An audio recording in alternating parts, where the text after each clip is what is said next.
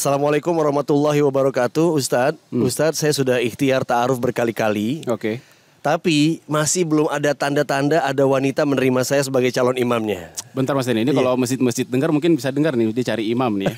Bukan imam itu. Bukan imam rumah tangga gimana Oke. sih? Lanjut Mas Denny, lanjut. Nah, apa ada hal yang ternyata belum saya ikhtiarkan ya Ustadz? Dia bertanya.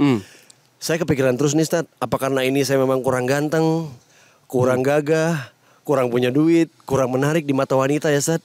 Gimana ini ya Ustadz? Gimana caranya saya bisa menarik di mata wanita? Nah, Wah.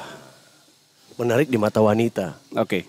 Sering menyapa pertanyaan-pertanyaan seperti ini Mas Denny. Sering ya? Data. Iya, ini Ustadz, dari kata data.co.id bilang ada peningkatan jumlah jomblo. Oke. Dan kebanyakan populasinya pria Ustadz. Oh, pria. Iya, 1% bertambah. Oke. Nah, katanya mereka ini tidak menikah ya karena dipengaruhi oleh faktor banyak hal, tuntutan ekonomi, pendidikan dan budaya dan sebagainya. Mungkin ada insecurity atau kekhawatiran kali Ustaz dari dalam diri juga ya nggak sih? Ketidakpercayaan diri ya Mas Denny. Oke. Ketidakpercayaan diri. Susah jadi seorang laki-laki zaman now Ustaz. Harus gimana kita jadi laki-laki nih? Kayaknya kalau di era dulu tuh cowok diterima tuh kayaknya benar-benar apa adanya ya Mas Denny. Iya, kalau sekarang tuh benar ada apanya ya. Adanya apa? Galak nih Mas Denny nih kalau jadi bapak nih. Oke. Saat mau nasihatnya Ustaz untuk si penanya dan juga buat kita nih kayaknya. Benar Mas Denny. Ya, banyak yang insecure ya. Banyak insecure betul. Tapi bismillah, alhamdulillah, wassalatu wassalamu ala rasulillah wa ala alihi wa sahbihi wa wala wa ba'd. Allahumma inna nas'aluka ilman nafi'an wa na'udzubika min ilmin la yanfa'. Apa yang disampaikan Mas Denny tadi itu juga kita lihat ya, kan banyak pertanyaan-pertanyaan juga dari teman-teman tentang masalah itu. Dan itu memang kendala dan tantangan pada dunia perjombloan dan teman-teman yang masih single. Dan itu bisa dimengerti ya. Tapi bagaimana kalau kita ngeliat angle yang lain dan coba berusaha bermain di level yang berbeda. Ini kan masalahnya adalah para laki-laki cowok gitu ya yang insecure, khawatir jadi Jonas itu ya. Jonas. Jomblo ngenes. Ya. Jomblo ngenes. Atau belum dapat, ditolak terus. Itu kan bisa memukul kepercayaan diri seorang laki-laki. Betul, Ketika ditolak oleh wanita. Dan bukan 1-2 kali tadi kan contohnya. Iya, berkali-kali Ustaz. Nah, Ya Ustaz. salah satu obat yang paling menarik dalam masalah ini dan sangat mujarab adalah ganti angle dan bermain di level yang berbeda. Sebagaimana yang Allah firmankan dalam surat An-Nur ayat 37 tentang cowok, Mas, tentang laki-laki. Oke. Dan ini penting banget gitu. Kalau kita bisa sebagai laki-laki bisa ngamalin ayat ini, isu itu insya Allah nggak akan ada lagi. Oke. Ketika Allah berfirman, rijalun la tulhihim tijaratun wala bay'un an dzikrillahi wa iqamis shalah wa ita'iz zakah.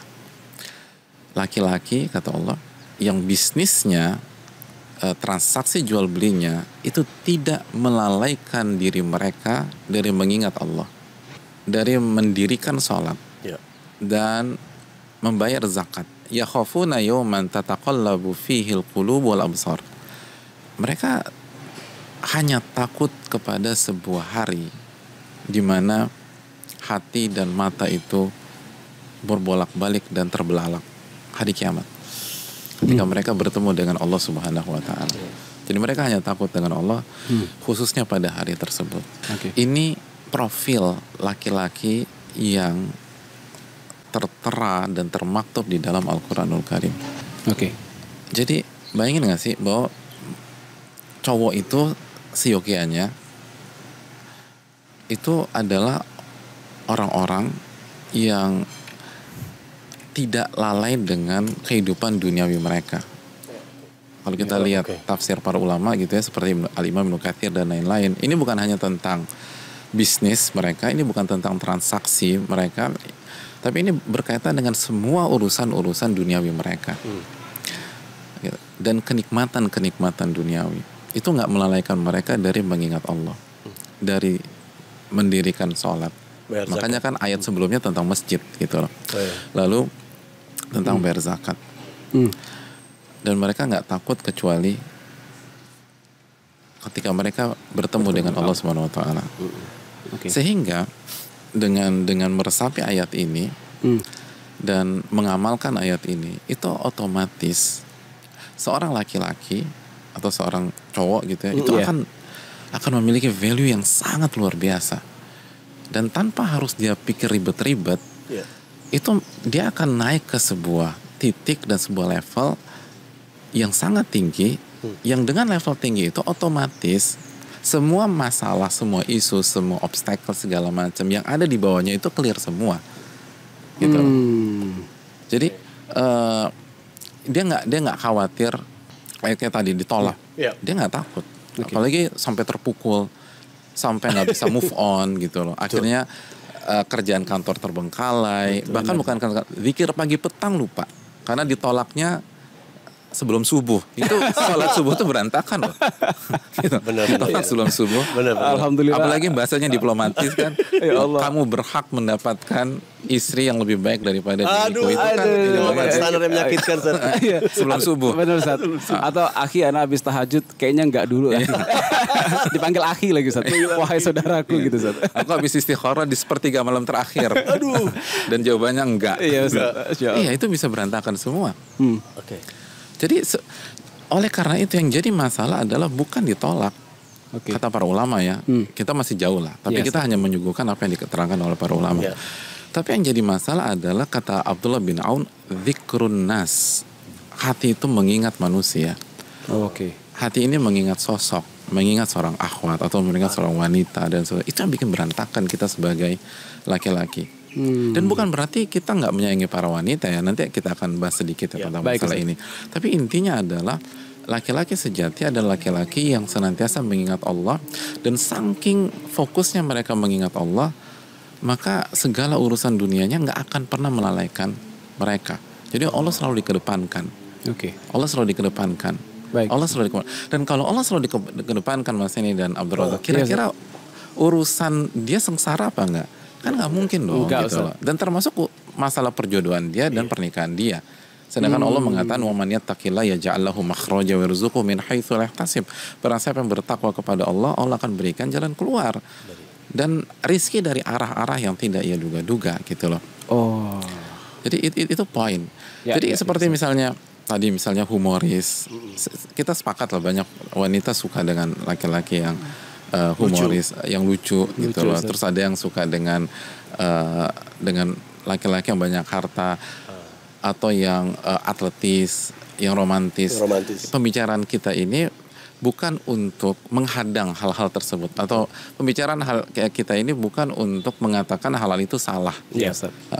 Tapi hendaknya hal-hal tersebut itu dipayungi dengan payung besar, yaitu bertakwa kepada Allah, mengingat Allah Subhanahu wa taala, wa iqamis shalah, dan mendirikan salat. Karena nggak ada yang sempurna gitu loh. Ada cowok romantis tapi nggak lucu gitu ya. Ada yang lucu tapi bener-bener nggak peka dan bener-bener nggak ada romantisnya masing-masing. Semua kita punya kekurangan. Nah, bagaimana agar kekurangan kita itu tetap bisa membuat kita sebagai laki-laki bermanfaat dan bermain di level tinggi, dan bagaimana kekurangan itu membuat kita nggak punya masalah dengan masalah perjodohan, rumah tangga, keluarga itu. Kita butuh pertolongan Allah, Mas dan Rozak. Dan Allah nolong kalau kita bertakwa. Menarik, Masya Allah. Mas tadi Anda baru bisa memahami ya Ustaz. Tadi ketika Ustaz pertama mencoba menerjemahkan surat An-Nur tadi ya Ustaz, Anda tuh memikirkan apa korelasinya ya antara cowok untuk ternyata itu adalah payung besarnya Mas Teni. Berarti ini berkaitan dengan kayak dan level yang lebih tinggi. Level yang lebih tinggi. Contoh misalnya salah satu pertanyaan besar bagi kita para laki-laki, para cowok gitu ya. Kalau mau merit misalnya, kan isunya tadi merit ya. Pas mau nikah kan isunya gue bisa nafkahin anak orang gak sih? Gitu loh. Terus itu juga pertanyaan akan dilemparkan ke kita gitu loh. Tuh, anak istri kamu nanti mau makan apa? Gitu. Nah, lihat surat An-Nur ayat 37 ketika Allah berfirman, laki-laki sejati itu bayar zakat. Bayar zakat.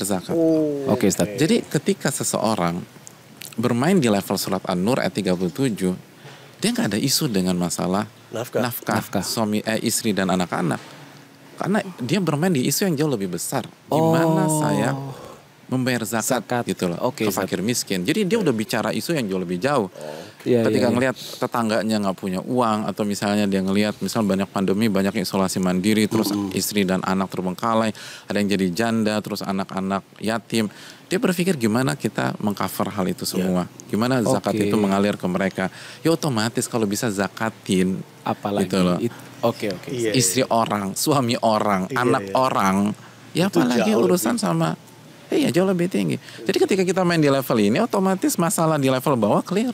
Dan di mata Ukti tadi pun jadi kelihatan nih, maaf, dia lebih respect terhadap kita ya, karena yang kita urusin adalah hal-hal yang besar gitu ya. Jadi ya hal yang besar tanpa harus berambisi jadi orang yang besar di dunia. Tapi dia hanya ingin melakukan apa yang Allah perintahkan kepada dia. Ketika Allah suruh dia berzikir, dia berzikir. Dia jaga sholat, dia jaga sholat. Dia bantu sesama, dia bantu sesama. Ya sebagaimana kita tahu sebuah kalimat, man got to do what man got to do, kan gitu. Betul. Orang-orang besar itu nggak, kalau kita lihat sejarah, itu nggak berpikir bagaimana saya jadi pahlawan di dunia, bagaimana saya dapat popularitas. Emang Nabi SAW memikirkan popularitas ketika di Gua Hiro gitu? Ini momentum gue terkenal seluruh dunia dan subscriber saya banyak banget, enggak kan? Enggak, Ustaz. Iya. Tapi Nabi SAW hanya menjalankan apa yang Allah perintahkan. Abu Bakar As-Siddiq ketika membuat keputusan besar, meninggalkan seluruh urusan duniawi mereka, beliau terus masuk bersama Nabi SAW. Apakah ada ambisi jadi khalifah? Jadi penguasa dunia? Enggak. Man got to do what man got to do. Oke. Jadi sebelum banyak pihak mengatakan kalimat tersebut, konsep itu kita sudah tanamkan. Dan itu bukan masalah duniawi. Laki-laki yang sejati seyogyanya melakukan hal tersebut. Dan kita mengatakan ini bukan berarti kita udah jadi cowok laki-laki sejati, tapi marilah kita belajar untuk mengarah ke sana. Ini kan bukan konsepnya Rozak, bukan konsepnya Mas Teni, bukan konsep saya. Ini kan konsep Allah dalam surat An-Nur ayat 37. Jadi ketika kita dididik dengan level sebagaimana yang Allah inginkan dalam Al-Quran, otomatis semua masalah-masalah clear. Yang dia takutkan adalah bagaimana di hari kiamat saya bisa bertemu dengan Allah sebagai orang yang baik gitu loh. Otomatis dia akan baik sama istrinya dong gitu loh. Iya, ya nggak sih Mas Teni? Mas Teni dan Rozak tahu lah. Salah satu masalah rumah tangga bisa jadi pihak suami dan pihak istri. Nah kalau isunya masalah itu dari pihak suami, apa sih inti masalahnya? Egois kan? Iya nggak sih?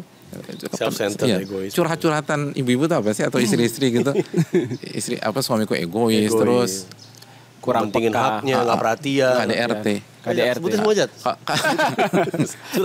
Curhatan istri sebutin. Sebenarnya dibuka cuma ntar ketahuan maksudnya. Istri orang maksudnya. Oh, istri orang. Masya Allah.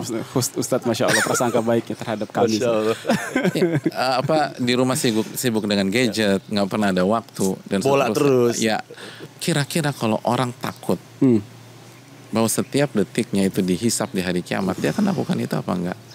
Ketika dia yakin bahwa pada hari kiamat, jangankan dia, kambing yang bertanduk, yang nanduk kambing yang nggak bertanduk aja dihisap sama Allah. Kira-kira dia berani mukul istrinya enggak?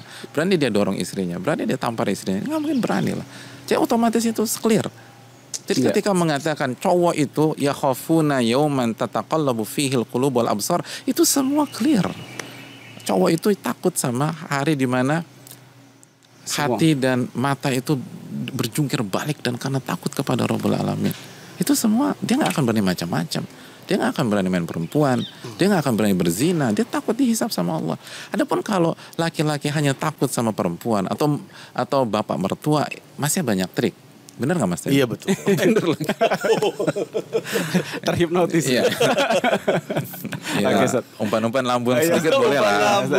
Terjebak. Jadi intinya adalah takwa saja sebenarnya atas segala-galanya. Iya.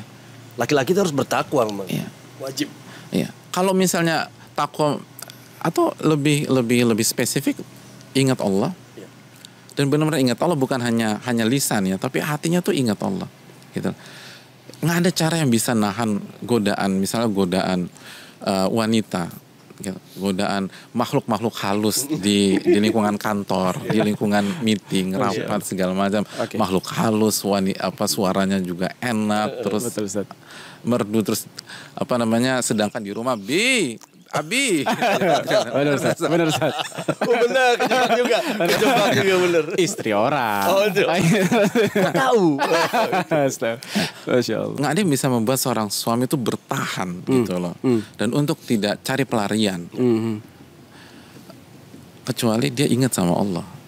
Lalu dia netralisir dengan sholat. Dia berzikir, sholat jelas wasta'inu bisabri wassalah dalam surat Al-Baqarah 45, minta pertolongan kepada Allah dengan sabar dan sholat. Oke.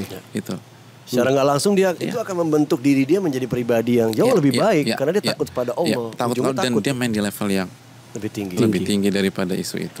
Bukan berarti meremehkan isu perjodohan, tanpa meremehkan isu rumah tangga. Rumah tangga sangat penting lah. Peradaban kita dibangun di atas pondasi rumah tangga.